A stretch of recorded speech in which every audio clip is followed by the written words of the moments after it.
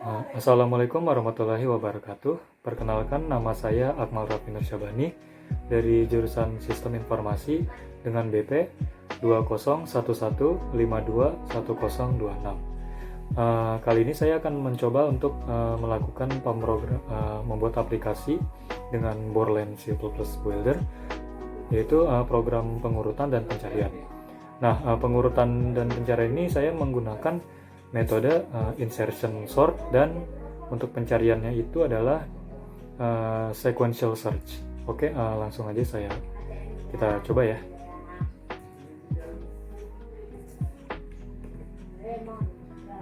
Nah, mungkin 3 menit 25. Untuk pertama-tama mungkin saya akan melakukan demo pada program ini yang sudah saya buat sebelumnya.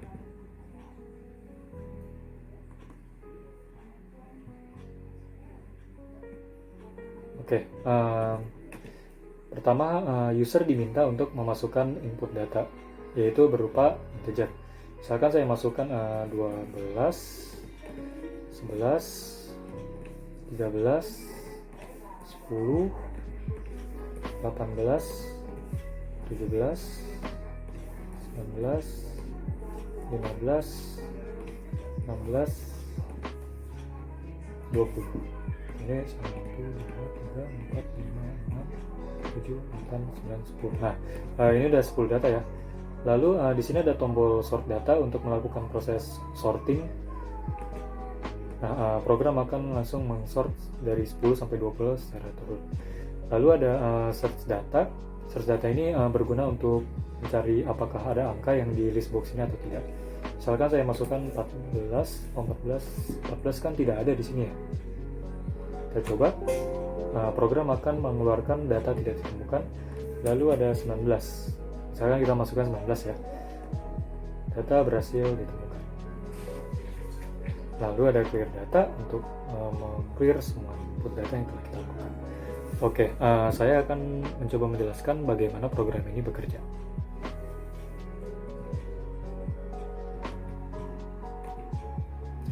Oke, yang pertama saya menginisialisasikan sebuah integer berupa array dengan nama array data dan dapat menampung sebanyak 50 data sebagai contoh.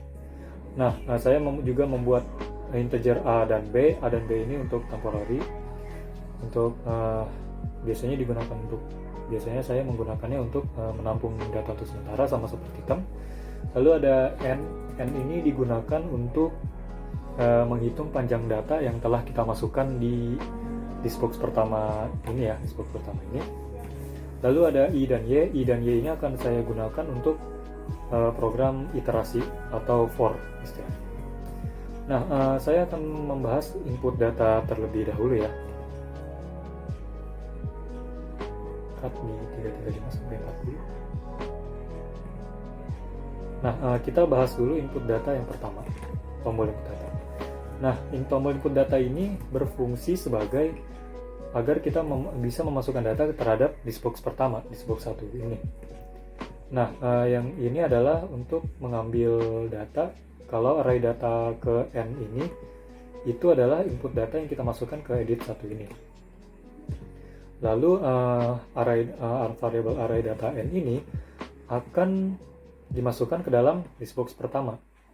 Nah, jadi setiap tombol input data ini ditekan, variable n akan melakukan increment sebanyak 1 buah. Jadi n++ di sini. Jadi awalnya itu adalah n-nya itu kosong, lalu akan ditambahkan 1 setiap button ini ditekan ya, setiap button input data ini ditekan.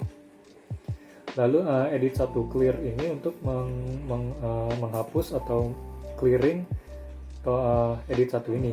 Lalu set focus ini agar kursor langsung fokus ke edit 1. Jadi nggak perlu klik lagi, jadi tinggal masukin angka dan input data, pencet tombol input data. Simpelnya begitu. Nah, yang kedua ada button sort data. Nah, seperti yang saya sebutkan sebelumnya, saya menggunakan insertion sort. Jadi insert sort ini saya menggunakan dua variabel baru, yaitu key dan j. variabel key ini ibaratkan variabel temporary ya, variabel temp, lalu melakukan looping sebanyak panjang dari si n ini. Jadi n ini kan sebelumnya itu adalah panjang data dari sebuah array data ini ya, array data yang ini, lalu diiterasi diinkrementkan. Lalu key akan menampung yaitu array data ke i. I ini adalah sebuah variabel iterasi yang di sini ya. Jadi misalkan i untuk looping pertama i-nya itu 1, berarti dia nampung array data dengan indeks yang ke 0 karena kan array itu mulai dari 0. Tapi di sini 1, jadi langsung masukin 1 aja. Lalu ada j sama dengan i kurang 1. Nah, selanjutnya bakal ada kondisi di mana jika j itu lebih dari sama dengan 0 dan array data ke j lebih besar daripada key, akan melakukan array data akan berubah indeks jadi j tambah 1, yaitu sama dengan array data tambah j. Lalu j sama dengan j kurang 1. Lalu setelah dari while ada yang namanya array data j tambah 1 sama dengan key. Nah, jadi setiap sudah memindahkan data, ini kan memindahkan data ke kiri. Nanti saya akan jelaskan lebih lanjut ya. Jadi array data ini, maaf yang sebelah sini akan menggeser kursor ke sebelah kanan. Jadi semakin tinggi indeksnya, jadi kursornya itu semakin sebelah kanan. Lalu ada looping untuk yang berguna sebagai memasukkan data ke listbox kedua, ke listbox ini ya. Jadi formatnya itu bukan angka acak-acak lagi, tapi angka yang sudah tersorting dari angka terkecil ke besar. Nah, yang terakhir, ada bagian search data ya. Search data ini digunakan untuk mengecek apakah data yang kita cari itu ada di listbox atau tidak. Jadi saya menggunakan sedikit validasi sederhana. Jika sebelumnya saya mendeklarasikan input search ini bakal kita ambil dari sini ya, bakal ambil dari edit box kedua yang ini. Lalu saya jadi edit 2 itu data nilainya bakal ditampung di integer input search. Nah, validasi pertama itu ketika edit 2 itu kosong, tidak ada isinya atau kita tidak isi sama sekali, program akan menampilkan error message box yang seperti pop-up sebelumnya itu dengan perintah masukkan data terlebih dahulu. Oke, jadi sesudah misalkan teks ini tidak kosong, program akan melakukan query atau fungsi untuk melakukan pencarian data. Nah, ini contoh dari pencarian dari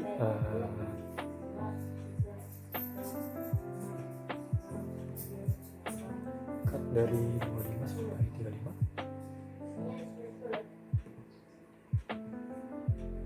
Nah, ini contoh untuk sequential search ya. Jadi sequential search ini melakukan looping kepada input search. Jadi jika input search-nya itu sama dengan array data ke A ini ya yang iterasi ini.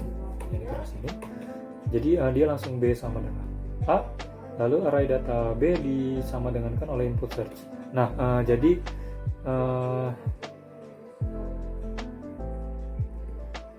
dari sequential search ini simpelnya dia dari kiri dia nge-search-nya itu dari data ke kiri ke kanan. Jadi di looping ini terjadi ketika misalkan indeks pertama itu tidak sama dengan input search, dia bakal ngelakuin looping itu lagi sampai datanya itu tertemu. Nah, jika data itu tertemu, ini kan validasi sederhana lagi. Jadi kondisinya if ini bakal berjalan ketika edit 2 clear ini sudah sudah berhasil dieksekusi. Jadi edit 2 ini kalau kosong berarti data berhasil ditemukan. Nah, kenapa seperti ini? Jadi sebelumnya kita kan membuat sebuah validasi sederhana di atas ya. Di atas ini untuk menggunakan sebagai awal data. Kita gunakan sebagai awal data. Jika data itu tidak diisi, dia masuk ke masukan data terlebih dahulu. Nah, sedangkan ketika kosong, ketika kita isi datanya, dia kan langsung masuk ke else. Lalu dia langsung edit 2 clear. Edit 2 clear ini kan berarti kan dia teksnya kosong ya. Langsung masukin ke application dan dia akan mengeksekusi application message box yang artinya yang mempunyai warning kalau data itu berhasil ditemukan ya. Itu message box yang keluar itu. Oke, box. Masuk ke clear all data. Clear all data ini simple ya. Dia meng-clear seluruh edit box dan list box ini. Nah, saya akan mendemokan sedikit bagaimana sih sequential dan insertion sort ini bekerja. Oke, saya buka notebook dulu. Ini data saya ini sebelumnya ya, jadi saya buat baru aja lagi. Nah, untuk insertion sort, misalkan kita punya array sebanyak 5 data ya, misalkan 2 atau 1, 5, 3, 4. Nah, seperti ini. Nah, kursor pertama kali akan komputer akan melakukan pertama kali dari 2 ini awalnya. Ini kursor ya. Ini namanya kursor. Oke. Nanti program bakal mencari apakah ada data yang lebih kecil daripada 2, karena insertion sort ini mulai dari kiri ya. Kalau bubble sort kan dari kanan. Bubble sort ini dari kanan, sedangkan insertion ini dari kiri. Dia ngecek dari yang lebih kecil dulu, karena kita juga lebih ngeceknya dari kecil. Dia bakal ngecek 1 dulu. Nah, program bakal nanya apakah si 1 ini lebih kecil daripada 2? Ya, berarti nantinya si 1 ini bakal dimasukin ke kirinya 2. Jadi 1, 2. Nah, lalu kursor akan berpindah. Nah, bagaimana cara kursor ini berpindah? Seperti yang saya jelaskan sebelumnya. Jadi di sini ya, di sini array data J tambah 1 sama dengan key. Nah, itu dia kursornya bakal nambah 1 alias ke kanan. Nah, lalu program akan mengecek lagi. Program akan mengecek lagi apakah ada ini selalu ada kursornya. Apakah data ada yang lebih kecil daripada data 2? Kita cek. Misalkan kita cek dari insertion pertama ini ya. Misalkan karena kursor ini sudah pindah ke sini, jadi kita ngeceknya dari arah hanya 3 elemen terakhir. Dia ngecek apakah 5 ini lebih kecil daripada 2, mendekati ya, istilahnya itu mendekati. Dia berarti langsung masukin. Dia langsung masukin si 5 ini ke indeks kedua atau elemen ketiga.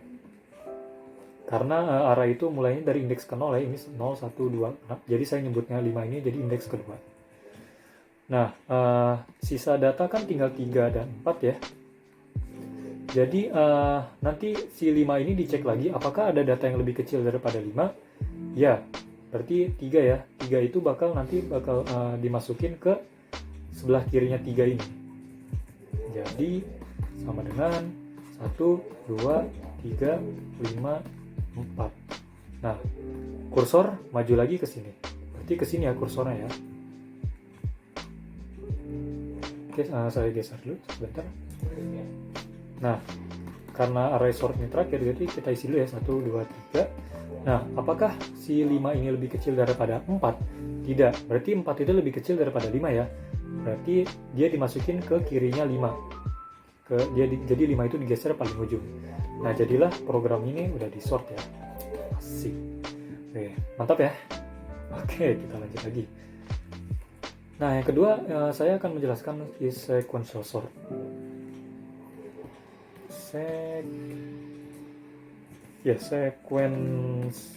bukan sequential sort tapi sequential search. Oke, sip.